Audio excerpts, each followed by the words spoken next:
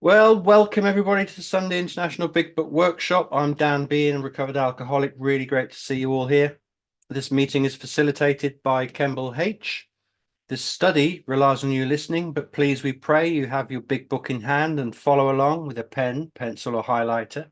Make any notes and pause if you need to. Also, write down any questions and we'll take them at the end of the workshop. We'll keep everyone muted during the workshop except for the facilitators. Any inappropriate behavior will not be tolerated and you will be removed. This meeting is being recorded, the audio portion only, and only of the facilitators. The recording is stopped at the end of the workshop before taking any questions in order to preserve your anonymity. So have a really great meeting, and how we open it here with the step 3 prayer found on page 63 if you care to join me. God, I offer myself to thee, to build with me and to do with me as thou wilt. Relieve me of the bondage of self, that I may better do thy will. Take away my difficulties, that victory over them may bear witness to those I would help of thy power, thy love, and thy way of life. May I do thy will always. Thank you for that. And over to Kemble. Okay, thank you, Brother Dan, and happy Sunday, everyone. Great to see everybody, and roll tide for life, Brother Rob. I ain't seen you in a minute. And welcome everybody to the Keystone International Sunday Big Book Workshop. My name is Kimball. I am a recovered alcoholic. I recovered from alcoholism by taking the 12 steps as outlined in this book. This book gives us a prescription. It's a guideline. And the goal is to become recovered from alcoholism. So we go through the program directly by the book, right? Because that's how the book was laid out. The first more than 100 men and women laid this program out for us. And it's been working since this book was produced. Some people say the big book needs to be changed. It needs to be rewritten. No, it needs to be reread. That's the main thing. Because we get a whole lot of different, we hear a lot of whole different ideas and everything in a lot of these meetings, like a lot of these meetings I used to go to. Oh, they used to tell me all kind of crazy stuff, but it never helped to solve my alcoholic problem. They would tell me just don't pick it up. Kim, you can't get drunk. Well, shoot, what was I to do? Go get drunk. They had no power to keep me from not drinking. But only when I was 12 step through this program, it solved the problem. See, if God can solve the old age riddle of alcoholism, he can solve our problems too. So here we finna finish step 2 today. Uh, it should be on page 60. We'll be starting on page 60 today. In of step 2, so we're going on to step 3. And step 2 is a very important step, right? Because it gives us a lot of information, and it shows us where the power is located at.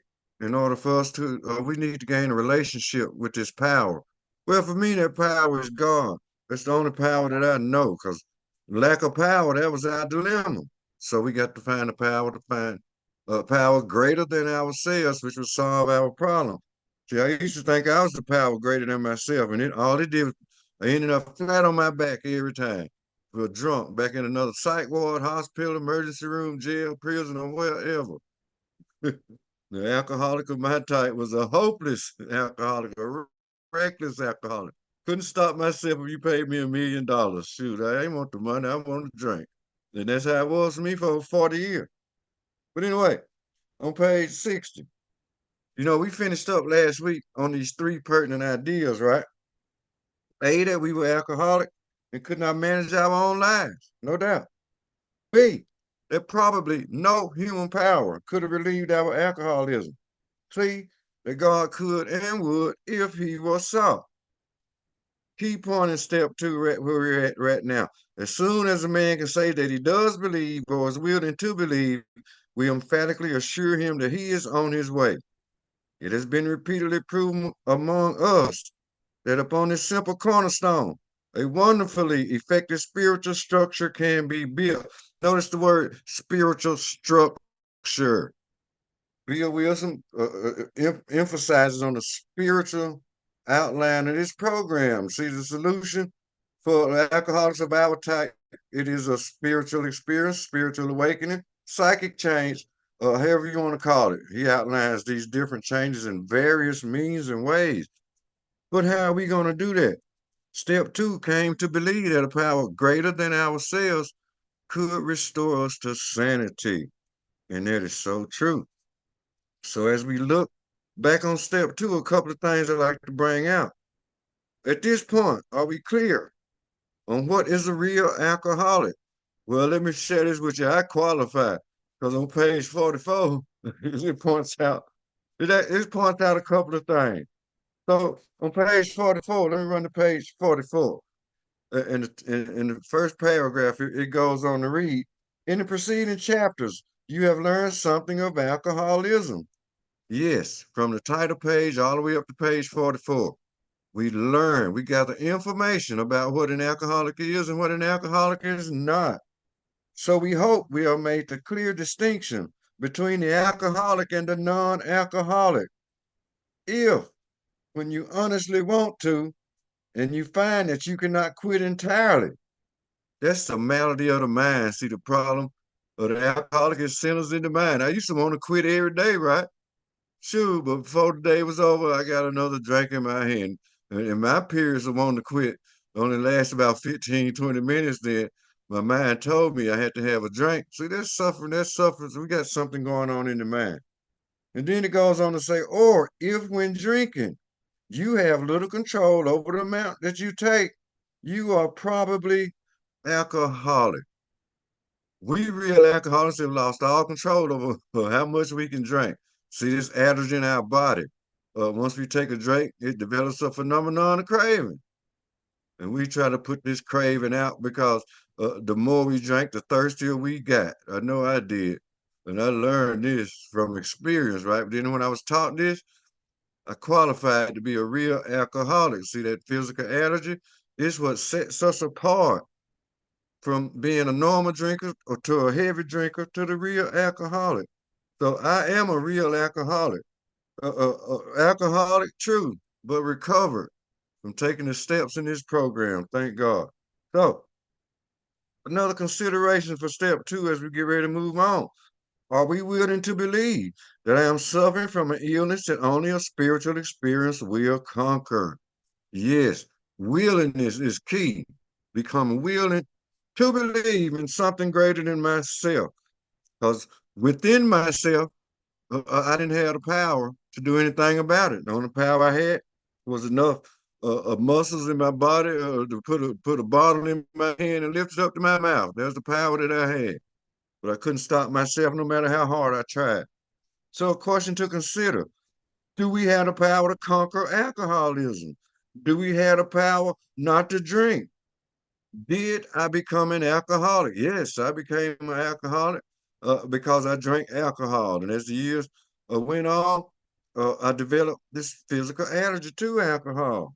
Wow. So that was my problem. I couldn't stop drinking when I took a drink. I'm sure we all have been through that. Yeah, I remember the days. I'd be throwing up or whatever and got a whiskey bottle at the toilet with me. As I throw it up, I raise my head and put more in and throw up some more and just keep, because that physical allergy was demanding. My body was screaming. But then, we can't put that craving out. It's beyond our mental capacity to stop this craving. So that basically pretty much lines up on step 2. So where we at today? Remember, we talk about this spiritual structure. So Bill Wilson gonna lay out a recipe for us. It's a recipe for success. And I'm super grateful for it. I'm sure we all are.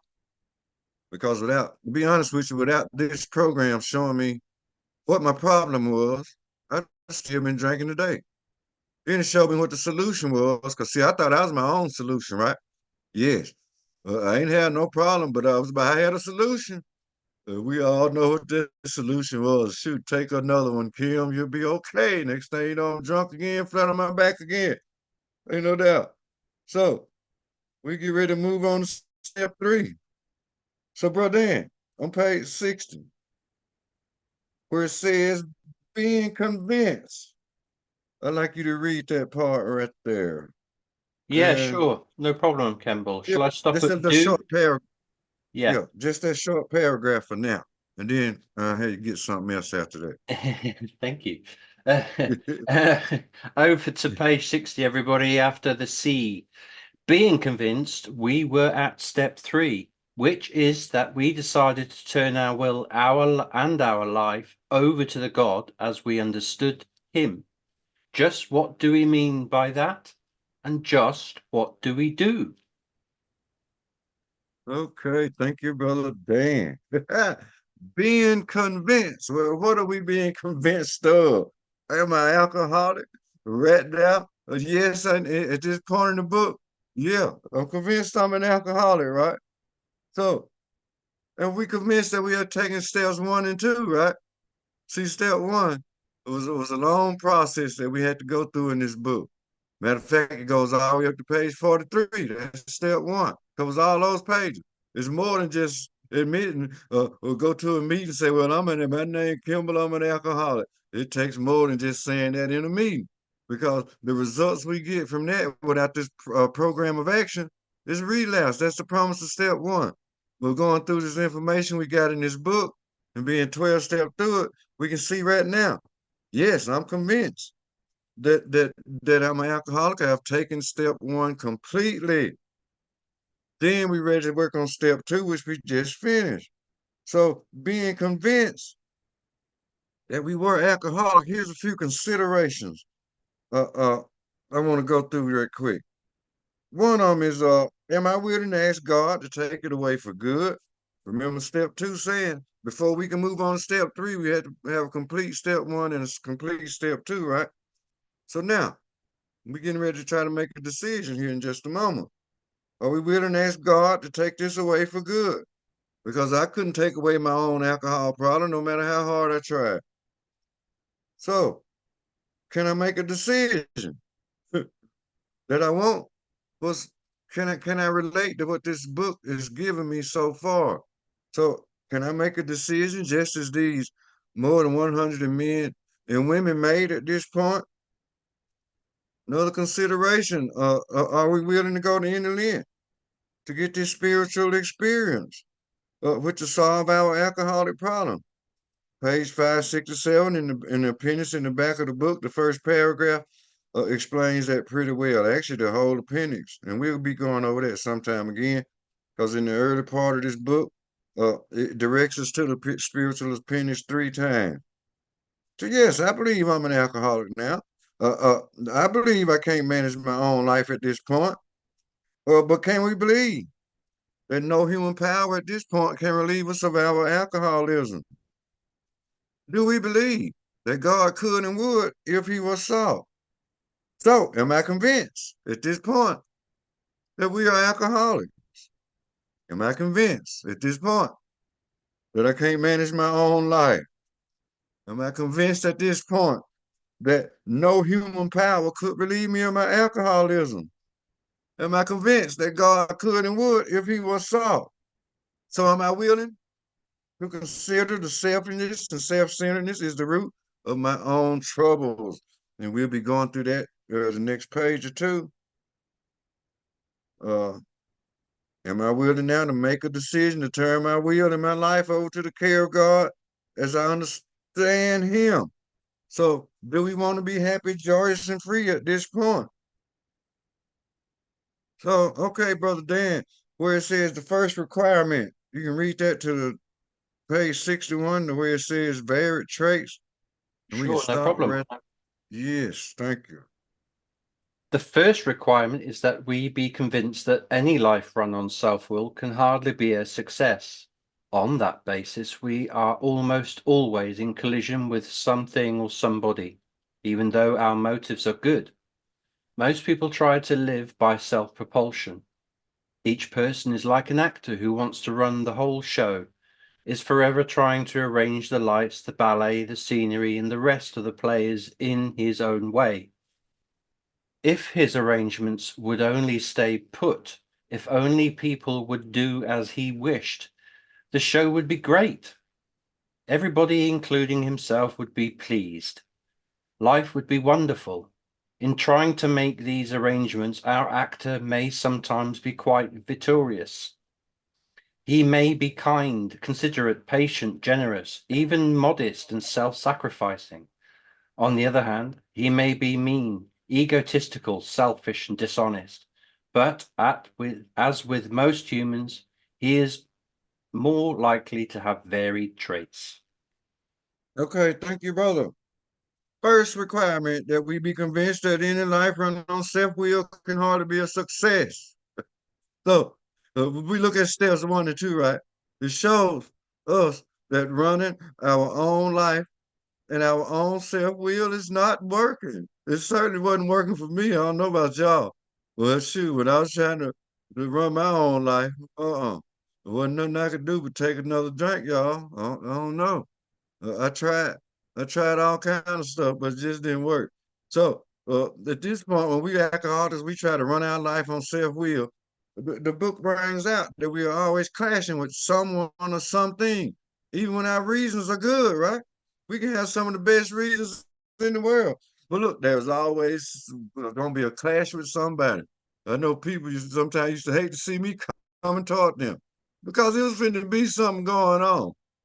But that was whether I was drinking or not, because it was just the way my mind was running, because I was focused on going to get another drink or whatever I could do to get it. So most people try to live by self-propulsion, right? Yeah, we human beings. We think we got all control of everything. And we control a lot of things except to the fact when it comes to our alcoholism. That is something above our pay grade. And once we cross that point to become a real alcoholic, all bets are we selfish, we self-centered, and then we want to run on self-propulsion like the big book brings out. And then one thing about it, at this point, we cannot do this alone. So we fully convinced now that we are alcoholic. At this point, we done decided that I'm not a regular drinker. I'm not a moderate drinker. I'm not a heavy drinker, but I'm the real alcoholic as the big book described. So, but each person is like an actor who wants to run the whole show. Yeah, see, we alcoholics, we can have these two different attitudes, that Jekyll and Hyde mentality, right? We can be all nice and beautiful, except then when we take a drink, couple of drinks, we change into a whole different person. I know that's the way it was with me. I don't know about y'all, but shoot, I'm a nice person now. I've always been a nice person, except to the fact when it came to my drinking, because I couldn't control the amounts that I was taking, then I couldn't control what came out of my mouth. I couldn't control how the world I was gonna act. Clashing. Everywhere I went, I had a clash with somebody. Shoot, just ill, just crazy. Clash after clash. So here, remember the problem is centers in our mind, right? So we need to have some kind of a shift going on here. Right here in the beginning of step 3. We're gonna try to make us a decision, right? Because the decisions up to this point for us real alcoholics, they ain't been working. Or else we could have stopped drinking a long time ago, or we could control our drinking, right? So the decisions that we make, well, I'm gonna decide to take a drink today, right? And then you take that darn drink, and then did you realize it's a bad decision. Then we get the phenomenon of the craving, hits our body, boom. And then you never know how much you're gonna drink, you never know how much you're gonna act, or none of that good stuff. So trying to run on self did not work. But then, when we drinking, right, we want to run everything. We want to run everybody around us. We always think we in control of them, and we think we in control of ourselves because we running on self. Self is our greatest problem. It's our biggest enemy that we face as alcoholics. So we're going to have to get out of self here eventually, and we're going to learn how to do that too here when we get over here on page 63, right? Yes, got the, and then it says, the scenery and the rest of the players in his own way.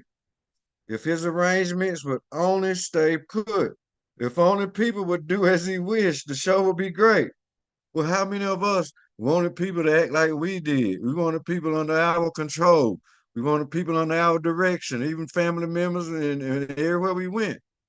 I always had the thought, I'm in control. I'm the big dog around here. I can outdrink you. I'm such a big dog. I'm gonna run this. I'm gonna run that. And then it goes on to say on top of page 61, everybody, including himself, would be pleased. Life would be wonderful. In trying to make these arrangements, our actor may sometimes be quite virtuous.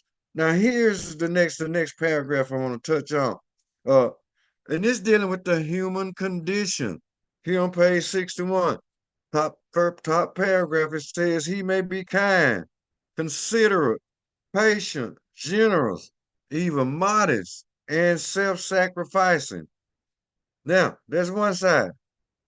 Now, on the other side, it says, on the other hand, he may be mean, egotistical, selfish, and dishonest. But as with most humans, he is more likely to have bad traits. See, it's talking about the human condition, right? It's not talking about alcohol at this point. This is our human condition. All humans can have these traits. But for an alcoholic, it is much worse. And then for us alcoholics, when somebody steps on our toes, we tend to get resentments or whatever. We want to hurt somebody. And remember, resentment is our number one offender. It's most dangerous for an alcoholic. Because it'll send an alcoholic on a drunken rampage. And then you want to go at people. Personal experience, if I ever had a resentment, or when I used to get a resentment against somebody, my mind was saying they are gonna pay. I'm not gonna stop till I get them. Most of the time, that's what happened too. Is I go get them. I'm ex-military. I'm gonna go get you. But that's just the way my mind worked, right? But that was crazy. That's my human condition. That's my mind. The alcohol wasn't telling me that. My mind was telling me that crazy stuff before I took a drink. Then when I took that drink, boom, help me up. So the next paragraph on page 61, where it says what usually happens. Wrote down, I want you to take that one right there, where it says what usually happens. No And problem. Page yeah, 61, everybody. What yeah, usually complete. happens? The show doesn't come off very well. He begins to think life doesn't treat him right. He decides to exert himself more. He becomes on the next occasion still more demanding or gracious, as the case may be. Still, the play does not suit him. Admitting he may be somewhat at fault, he is sure that other people are more to blame. He becomes angry, indignant, self-pitying, indignant, beg your pardon, guys. What is he basic's trouble? Is he not really a self-seeker even when trying to be kind? Is he not a victim of the delusion that he can wrest satisfaction and happiness out of this world if he only manages well? Is it not evident to all the rest of the players that these are the things he wants? And do not his actions make each of them wish to retaliate, snatching all they can get out of the show? Is he not, even in his best moments, a producer of confusion rather than harmony? Okay, right there. Thank you, brother Dan. No doubt. In this part, we can use the I or me statements in this very paragraph. Because when it says what usually happens, the show doesn't come off very well. I began to think life doesn't treat me right, right? So in either case, the show doesn't go well. We begin to think life is unfair. Well, why is life unfair? Shoot, because we think we running the show. We think we can control our drinking. We think everybody's supposed to bow down and listen at us. So no, the show not gonna go well because people ain't gonna listen at us. No doubt, we alcoholics. Why the world would they want to listen to us anyway? And we drinking, and they might not even be drinking, and we want to run the whole show. So, a couple of points I like to make in this very reading. I want to come down a couple of sentences where it says, "He is sure." Okay, here we go. Admitting he may be somewhat at fault. He is sure that other people are more to blame. It's still dealing with our human condition, right? I always thought other people was the cause of me drinking, I always thought they was the cause of my problem. I said, you.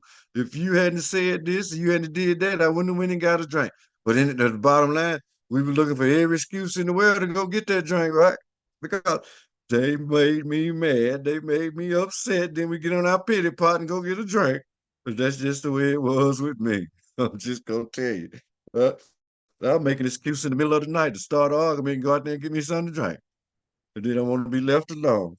So then, I'm coming down just a little bit. It says he becomes angry, indignant, self-pitying. That's what I just mentioned, self-pitying. So, what is his basic trouble? Uh, is he not really a self-seeker, even when trying to be kind? Yeah, we was trying to be kind, but we were still self-seeking because we alcoholics. We wanted something from you, the other person. We always had a motive, right? And our motives weren't always so good. If I do something for you, I was expecting something else. That's just the way my alcoholic mind was working. I don't know about y'all though, but that's how mine was. So then back to the book. Is he not a victim of the delusion that he can wrest satisfaction and happiness out of this world if he only manages well? Well, this actor, we actors, see, we alcoholics, we some good actors, boy. We can put on a show that's out of this world. They should have us on America's Funniest Videos or one of the greatest drama shows in the world. Cause we can act, boy. We can put on a show. We can put on some tears. I'm crying, but bills need to be paid. All I wanted was another drink. Lying to you to get what I wanted from you. Yes, and being nice about it too. But they couldn't see through the lies for so many years. Uh, so we suffer from illusion that we can force happiness out of our life. But thing is, alcohol causes us to be depressed. So it's kind of be hard to be depressed and happy at the same time, especially when we still fighting alcoholism. I tried that. I remember nights sitting on the side of my bed with 2 or 3 half a gallon, steady drinking and steady crying, bawling my eyes out in the middle of the night. Didn't have to get up and leave out the house. I was trying to get happiness in the bottle, right? Because I always thought I had control. Then when I went around other people, I thought I could control them, and I couldn't. See, that's living in an illusion that we can be or may be like other people. That delusion has to be smashed, and we smashed that delusion. Back on page 30, I believe it was 23 or 30. I can't remember it all. So, back to the paragraph. Our actions usually cause others to feel bad and to react badly. So our actions make each of the other people that they want to retaliate against us, snatching all they can get out of the show. Is he not, even in his best moments, a producer of confusion rather than harmony? Yes. Boy, we alcohol, we can confuse some people, boy. I'm just gonna tell you now. I used to have people so baffled they didn't know what to say or do with me. They had no idea. Just living and drinking and just acting crazy, treating people bad. People that I loved, I even treated bad. Now, what kind of mess is that? People say, "What? You crazy?" Yeah, I'm crazy, I guess. Nah, but we wasn't crazy. We was just insane to taking their first drink. And then, we all know what happened when a real alcoholic takes their first drink. We're gonna keep on and on. But I couldn't shut it off. I don't know about y'all, but I could not do it. So let me see where we at. Our act. Okay, yeah. Bottom paragraph on page 61. It says our actor is self-centered, egotistic, egocentric. My bad. So we are selfish and egotistical.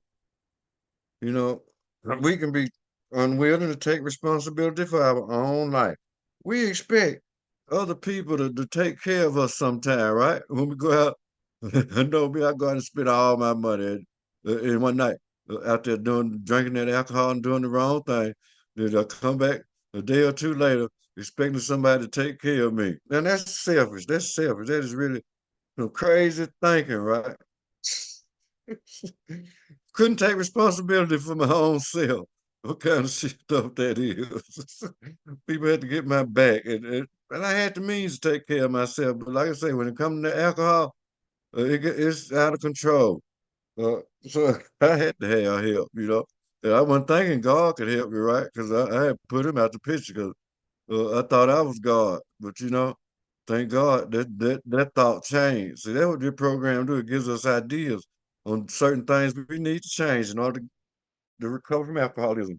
So, and then it says, as people, our actor is self-centered, long hash, egocentric, as people like to call it nowadays. He is like the retired businessman who loads in the Florida sunshine in the winter, complaining of the sad state of the nation. The minister who signs over the sins of the 20th century. Politicians and reformers who are sure all would be utopia if the rest of the world would only behave. Yes. Well, I'm misbehaving, but the rest of the world need to behave. People couldn't see through that illusion, right? But everybody else was misbehaving. Everybody else was wrong. Everybody else was the problem. But you know what? The bottom line, when we look into ourselves, it was me. I'm the darn problem. The alcohol ain't the problem. I'm the problem because when I take one, when my insane mind tell me to take a drink, then it will become a problem because I ain't gonna be able to shut it off. Boom. There's no way. So the outlaw safecracker. Oh, top of page 62. The outlaw safecracker who thinks society is wrong him. See, now this outlaw safecracker, right? He gets mad at society because they locked him up for stealing other people's stuff. Now that's living in an illusion, right? They the problem. You know, in personal experience, right? When the police used to pick me up for drinking or driving, I think twice. I got 2 DUIs in my life. Go up from the floor, but we didn't blow the machine. I blew it in one machine one night and blew the police machine up there at the jailhouse. It had so much alcohol in it, it blew it off the scale. Uh, but I was mad at them for getting me. If I walking down the street, they stop and pull me over as I'm staggering in the middle of the road with a half a gallon in my hand. I cuss them out because I said, y'all wrong for picking me up, taking me to jail. See, we blame society, but society wasn't the problem. But I said they was. So I had to write down some resentments about them too when I did my step focus. I wanted to kill the whole police force before. That's just the truth. And then when I get on the phone and cuss them out, they send the bomb squad and everybody else down there to my house to take me to jail. Because I thought they was the problem. I said, all I do is drink. Well, Kim, you breaking the law. Well, shoot, so what? I ain't bothering nobody. Off to jail I go. Oh, yeah, I got a resentment against you now, but I'm going to get you. That's just how alcoholic minds think, right? Human condition. The mind. So, and the alcoholic who has lost all and is locked up. Yeah. I can relate to this too from personal experience. You get kicked out of my house, clothes and all. Police come get me out of my own house. So you can't go back home. You got to go somewhere else to stay, right? Here I am, an alcoholic and I lost everything, right? And then I'm in jail. I thought, man, what the hell I'm gonna do when I get out of jail? Get another drink. That's what happened over and over again. No doubt. So whatever, our Protestant station, are not most of us concerned with ourselves, our resentments, or our self-pity? So here we go. We're concerned about ourselves. We're not thinking about nobody else's feelings. We're not thinking about how we done hurt these other people, right? But we can't see it. They was the problem, like I said. Our resentments, and we talked about that just a minute ago. And then our self-pity, right? We can get on that pity part, right? We want people to feel sorry for us, but they're not gonna feel sorry for us alcoholics. But they just think, oh, well, he just can't control his liquor. He just so drunk. Look at him. Look at him, just staggering. Just look at him. He can't even keep a job. He's looking ugly, ragged. You know, they talk about you bad. They really do.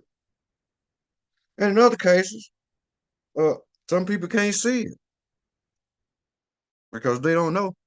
We had an alcoholism for a lot of people, but eventually it's gonna come out. So is.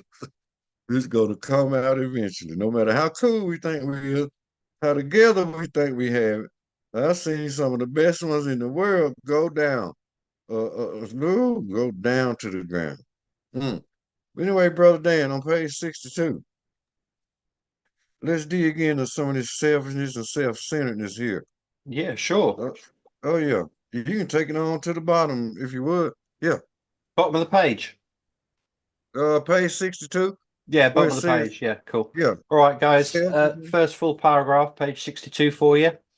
Selfishness, self-centeredness, that we think is the root of our troubles, driven by 100 forms of fear, self-delusion, self-seeking, and self-pity. We step on the toes of our fellows and they retaliate. Sometimes they hurt us, seemingly without provocation. But we invariably find that at some time in the past we have made decisions based on self, which later placed us in a position to be hurt. So, our troubles, we think, are basically of our own making. They arise out of ourselves, and the alcoholic is an extreme example of self-will run riot, though he usually doesn't think so. Above everything, we alcoholics must be rid of this selfishness. We must, or it kill us. God makes that possible, and there often seems no way of entirely getting rid of self without his aid. Many of us had moral and social, Okay. physics, I can't say that one. Philosophical. You Yeah, good? Philosophical. convictions galore, but we could not live up to them even though we would have liked to. Neither could we reduce our self-centeredness much by wishing or trying on our own power. We had to have God's help. This is the how and why of it. First of all, we had to quit playing God. It didn't work. Next, we decided that hereafter, in the drama of life, God was going to be our director. He is the principal. We are his agents. He is the father and we are his children.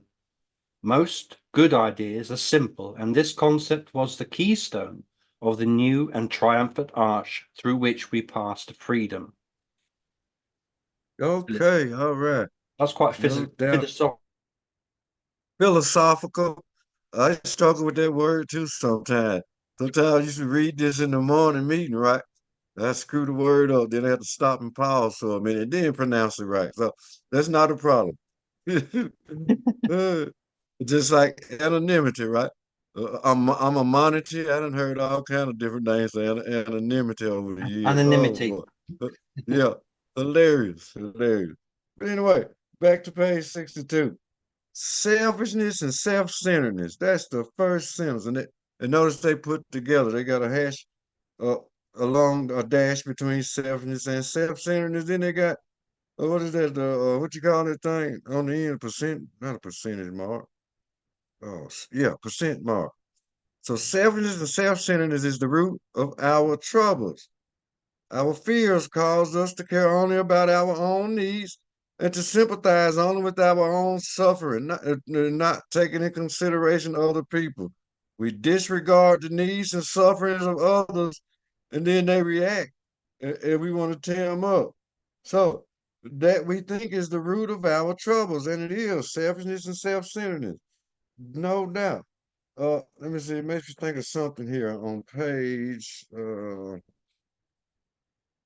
Okay, yeah. And matter of fact, let me read something here on page 52. If you want to scroll to page 52, in the middle of the page, down where it says we had to ask ourselves why we shouldn't apply to our human problems the same readiness to change our point of view. Where we're having trouble with personal relationships, we couldn't control our emotional natures. We were a prey to misery and depression. We couldn't make a living. We had a feeling of uselessness. We were full of fear. We were unhappy. We couldn't seem to be a real help to other people. Was not a basic solution of these bedevilments more important than whether we should see newsreels of lunar flight? Of course it was. See these bedevilments we're talking about right here on page 62? It's rooted back on page what was on page 50? What was that on page 52? Wasn't it? I forgot just that fact. But anyway, this all tuned in together. And as we look at some of these things, it's talking about fear. Fear is an inner problem. It's a natural human reaction. All humans, we have some type of a fear, right? But it's how we handle this fear. We have to look at our fears, right? Then it talks about the self-delusion, self-seeking, and self-pity. Well, that's all part of the human condition. We already live in a self-delusion when we know we can't control our alcohol, right? That's a problem. Plus the human condition, we got to battle with it every day, every minute of the day, every second of the day. We look to please only self again, of course, self. But then we want to wallow in self-pity again. See, it mentions this word self-pity again. It mentions it several times on this very page. Uh, and then people we hurt, they want to retaliate. So, and then the paragraph brings out on 62, sometimes they hurt us, seemingly without provocation. But we invariably find that at some time in the past, we have made decisions based on self which later placed us in a position to be hurt. Yeah, past experience. I've done things to people in the past, which caused it to bite me in the butt later on, right? Might be to hurt somebody and forgot about it. It can be a spouse, it can be a brother, a sister, it can be a friend, it can be an acquaintance, it can be an enemy. Uh, so sometimes people that have attacked us, or verbally, could be verbally mostly, sometimes physically, without us even provoking them, because it's something that we done did to them in the past normally, and it comes back on us. But we have to look when we start to look at our past, right? We can see that some of these decisions that we made toward other people, it put a lot of hurt on them. And so I can see that when I went through my 4-step inventory, I had to write this stuff down. I had to see where I was at fault. What did I do wrong? It wasn't based now on the other person. So we trying to get out of self now, right? And I got to quit blaming other people. I got to look into my own stuff, our own crap that we did. So we alcoholics, we full of crap now. I'm gonna tell you the truth. I know this one here, I was full of it, and you was gonna pay. Then I forget about it. Then you might come back and get me 10 years later. But thank God for amends. I made all I could possibly make. So, but life is different today. Of course, y'all know when we go through this process, everything is different. So, so even when people hurt us, right, and we think we done nothing wrong, basically what this paragraph saying is that we have placed ourselves in a position for them to hurt us anyway. No doubt. So let me share a promise with us, right? A promise, right? I call this a promise in the big book. Here on page 62, it says, so our troubles we think are basically of our own making. Yeah, the promise is we do create all our own problems. I know from experience, yes, I create all the problems in the world, but I couldn't see it. So I was blaming you for all the problems in the world that I had. And them poor people ain't had nothing to do with this. It was all me, but I was looking for a way out. I was looking for a dirty excuse. So that's what it's about. Uh, but then I go on, they arise out of ourselves. And the alcoholic is an extreme example of self-will run riot, though he usually doesn't think so. No, I'm not the problem. I ain't the problem. Shoot, no, you the problem. I mean, above everything, we alcoholics must be rid of selfishness, this selfishness. We must, or it kills us. God makes that possible. And often seems no way of entirely getting rid of self without his aid. So our main problem is unrestrained self-will. So we don't want to believe that. So you mean my self-will is the problem? Yeah, it was. Shoot, yeah, that's the main problem. I'm trying to run the whole show myself. Trying to run my human condition on my own. No, couldn't do it. I couldn't. I don't know about y'all.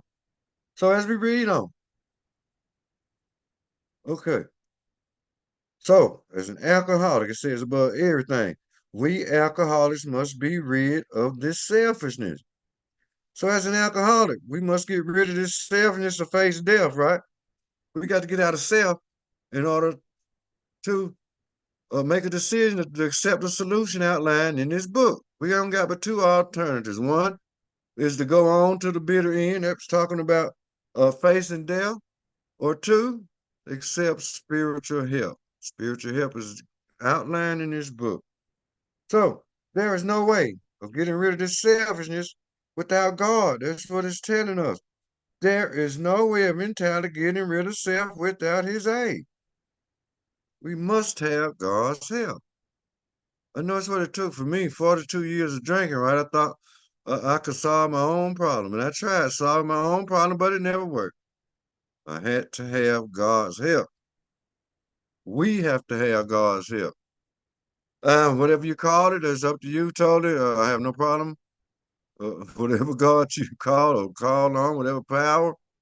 But this is my experience, and I like to share it with other people. God solved my alcohol problem, no doubt, because I couldn't solve it on my own. But then it goes on to say, but see, the big book says we had to have God's help, right? So I didn't make this up. It was already printed in the book. So this is the how and why of it. First of all, we had to quit playing God. That's is how, right? That's pretty simple. This is a fact. This is a truth.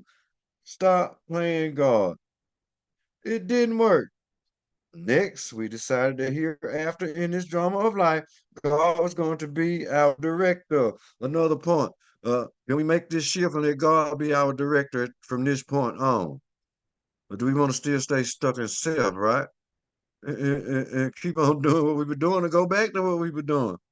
Lord knows, I know I didn't want to. Oh, whoa, I had to find God, please direct my steps. Please help me with my alcoholic problem. So he led me back to Alcoholics Anonymous to be 12 step through it. I tried to fix my own self, like I told you, for 40 some years. That stuff never worked.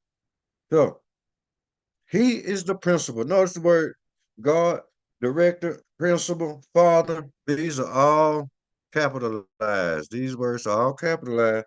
Here in the last paragraph on page 62, this is direct reference to God. It says he is the principal, we are his agents. He is the father, and we are his children. Most good ideas are simple, and the concept was the keystone of the new and triumphant arch through which we pass to freedom. See, Bill, this the spiritual structure Bill Wilson is building here. We got the foundation, right?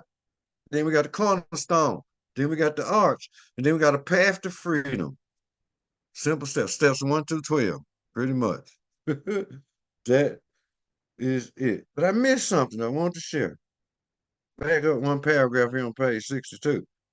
Many of us have moral and philosophical convictions galore, but we cannot live up to them even though we would have liked to. Neither could we reduce our self-centeredness much by wishing or trying on our own power. We could not do it. See, lack of power, that was our dilemma. So we need to find a power that is greater than ourselves, which will solve our problem. But, all of us we had morals. We grew up with morals. We had convictions galore, right? But, my morals and my convictions didn't solve my alcohol problem, though. So that's why we need to change the belief right here. Yeah, the way I was doing it was not working. Maybe the ideas in this book will work. It worked for these people, it can work for me too. I had to accept the fact. Well, dog, man, you beat down 42 years of drinking. What you've been doing all this time ain't working. These people here must know what they're talking about because something happened to them, some kind of psychic change or something happened to these people. So, shift, stop playing God. I had to stop playing God, y'all, myself. Because I used to tell for shoot, I think I am God. Because, I grew up with a God that I didn't like, but I have a personal relationship with him today. It's the best relationship we ever had. I didn't like that religious God I grew up with. Heck no, I was scared of him. So why should I be scared of somebody that created me, right? So this sounds pretty crazy. Anyway, one more paragraph, and then we'll shut it down till next week. Top of page 63.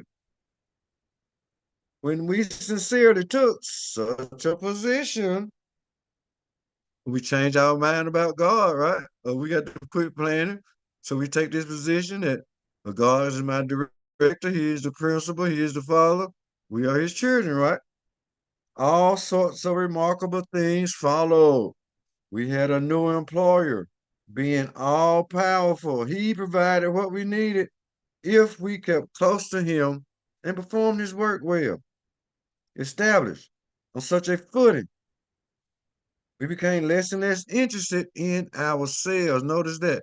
We become less and less interested in ourselves. Now remember, ourself is the problem. Selfishness and self-centeredness.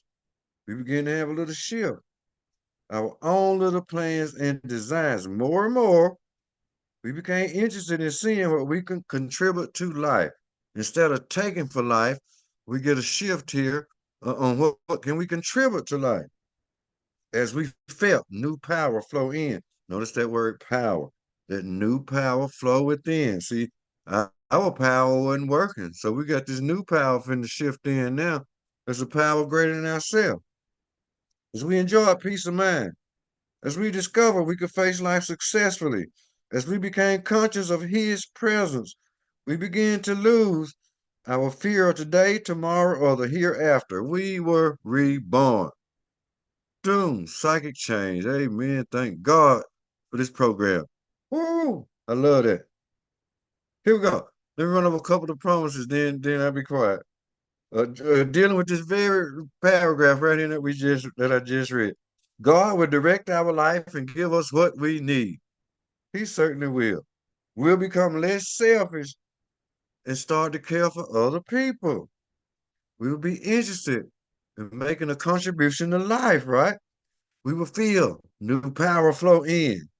We will enjoy peace of mind. That's exactly where I'm at today, Lord, since I took these 12 steps. I have a peace of mind that's indescribable.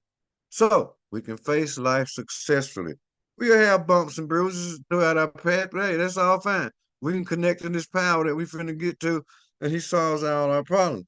So we begin to awaken spiritually. That's the purpose of this program, is to have a spiritual experience of spiritual awakening. We begin to lose our fear. We become a different person. So true. I know I'm like night and day from the person I used to be to the one I am today. Oh man, like night and day.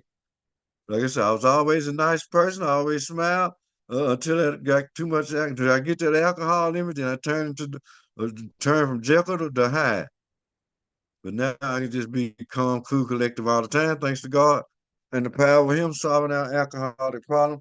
So I thank everybody for being here. I hope somebody got something good out of this. And we'll be back next week. Thank you, Step 3. Campbell, for a very philosophical meeting today. Philosophical. Okay, brother. Thank you, bro. Roll Tide, brother. Roll Tide, bro. Well, thanks again for that one, Campbell. The link to where this audio will be sent in the YouTube channel and is in the chat where the others have also been. The link to the Keystone Big Book discussion group on how we recovered Facebook group page is in the chat. And also, just to wrap up the formality side, join me in the step 3